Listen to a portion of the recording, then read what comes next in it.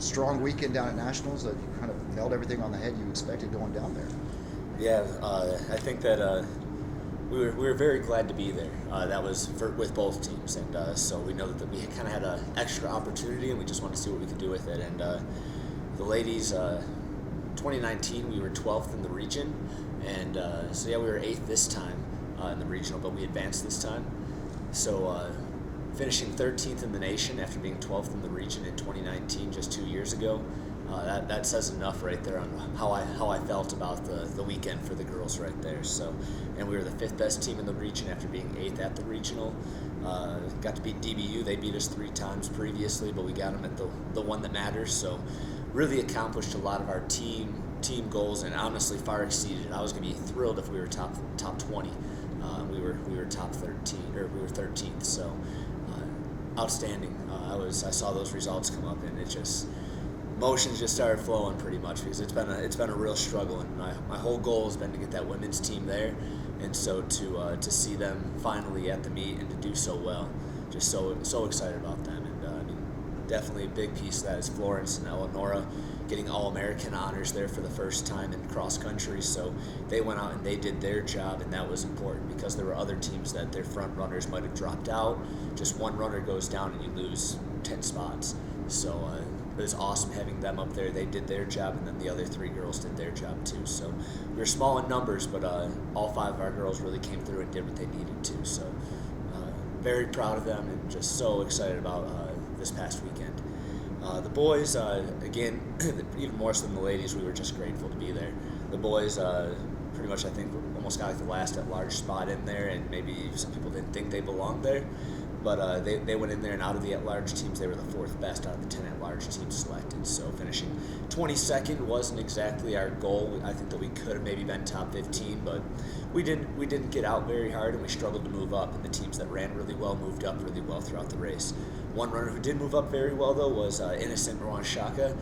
He was 129th place at the 2-mile mark. He ended up finishing 40th and got the very last All-American spot. So he didn't leave any room to spare there. He got the guy right at the line. So he ran the way that we would have needed to run as a group. Zeke moved up well. Jay Hall moved up well. They were just a little bit too far back at 3, 4, 5 for us to really be able to be a top 15 team. But really proud of Innocent. Great for him to get that All-American honor. Now I think he'll be able to go and risk in the future and try and get a higher finish the next time that he's there. Now that he's got one of those under his belt. The rest of the guys got some really good experience. We got a young group out there, and they gained some good experience. There should be 5 guys on that roster at least back on that starting line next year. So great opportunity for them. Glad they got it, and they definitely deserve to be there. So I don't know if you want to talk about this on record, but you're obviously leaving Wednesday. Kind of talk about where you're going and your time here at WT. Yeah, man, I wasn't feeling anything until you mentioned that. 5 years leaving WT, it's pretty hard. I love WT. I love Canyon. The people here, the administrators, my coaches I work with every day, student athletes. I don't think I could ask for more. I can't think of a single bad experience, a bad person I've met in my 5 years here. That it's only been great things, and the opportunities that Michael McBroom and Matt Stewart have provided me here have really allowed me to be the best coach that I can be and give these student athletes the best experience possible. So I'd love to say that it's all coaching, but you got a village here, you got a great community, and it allows us to bring in great student athletes and really take care of them. So appreciative of that and the learning experiences that I've had that have prepared me now to move on to Queen's University in Charlotte to be the director of track and field and cross country there. And like I said, I'm ready for this because of my time here at WT. Whether it's recruiting internationals, transfers, just building those relationships and understanding the process. That it's been a grind here, and I've become so much of a better coach here during my time here.